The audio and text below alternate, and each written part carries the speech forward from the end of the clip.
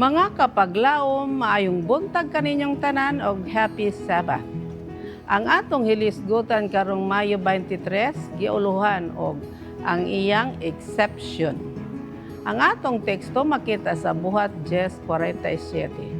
Aduna ba'y makasalanta sa tubig aron dili kakabautismuhan sila nga nagdawat sa Espiritu Santo sama kanato? Kapaglaom, ang tagsulat niining devotional nagaingon, ako adunay pribilehiyo sa pagbisita sa karaang Cesarea. Gitukod ni Herodes nga bantugan o ginganlan agi pagpasidungog kang Cesar Augusto. Kini usa ka impresibo nga lungsod sa baybayon. Daghang mga istruktura sama sa karaang Romanhong amphitheatro ug ang aqueduct nagpamatuod sa maaswagong katilingban niini sa panahon sa bag-ong tugon. Mao kini nga lungsod nga ang usa ka senturyon nga ginganlan og Cornelio nakakita og usa ka kapanan-awon sa usa ka manulunda nga nagsugo kaniya sa padala og usa ka tawo ngadto sa Joppa, usa ka lungsod nga 38 ka milya sa bagatan sa Cesarea aron kuhaon si Pedro aron iyang ikapatin-aw ang ebanghelyo ngadto kaniya. Buhat 10:1-8. Diha dayon gipatawag ni Cornelio si Pedro kinsa nagpuyo sa balay ni Simon nga magpapanid sa Joppa.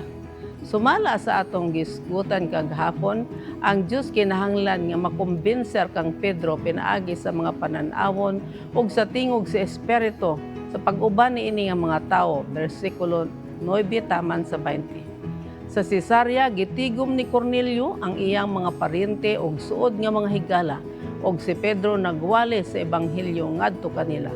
Unya ang Dios nagbuhat og usa ka butang nga sa naandang pagkahanay nga nakapahinganga kang Pedro ug sa tanan niya nga mga kauban.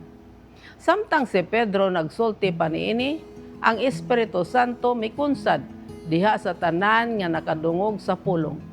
Ug ang mga magtutuong may circumcision nga nanguban kang Pedro nahingangha nga ang gasa nga Espiritu Santo gibubo man usab diha sa mga Hintil.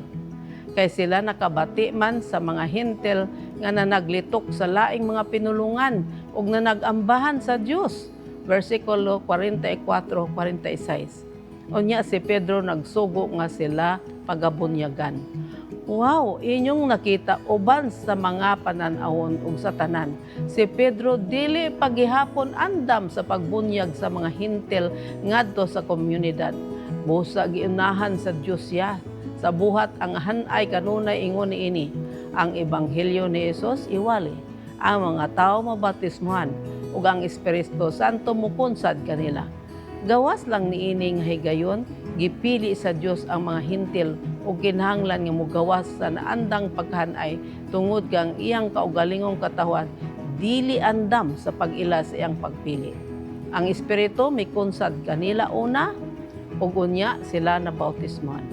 Kapaglaom, ang Dios nahigugma sa tanan ug kanunay nga nagapili sa mga tawo nga wala giilang apil.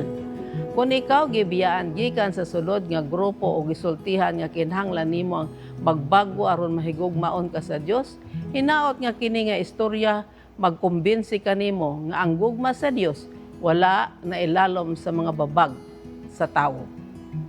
Magampo kita. Diyos, ug may gugmaon na mga man sa langit, salamat nga imong gipapil ang mga Hintil sama kanamo sa pakigambit sa kaluwasan ug sa imong gugma alang sa tanan. Tabangi kami Ginoo nga magbago alang sa imong gingharian, gitagana lang kanamo sa ngalan ni Hesus. Amen.